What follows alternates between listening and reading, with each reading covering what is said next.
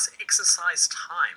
Now, using the techniques we learned in the previous video to make this, I want you to open up two images from your exercise files. It's in O5 selections, and open up text interaction O2 and O3. This one from Rodion Kutsev and this one here from Shuttersnap. Now, you can use either of them or do both of them.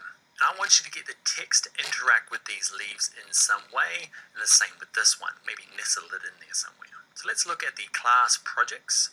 Okay, so it's this one here, number 38.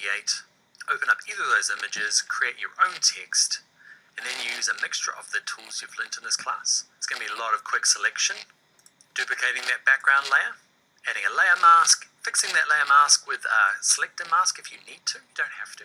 And just make sure the layer ordering is right. Make sure that our new selection is on top, the text is in the middle, and the original image is at the background, little sandwich. Now what really sets this off is making that shadow layer. Remember we made a new layer just above our text, and we use this thing called a layer clipping mask to join the two up. So that's the homework. I'd love to see what you do. This one's a real super exciting one, I feel. It's a point in the class where we finally go from like passive Photoshop user, okay, adjusting and doing little masks, to like interacting and calling on more than just one Photoshop skill at once. So I hope you have fun with it. I'd love to see your work. Please share it.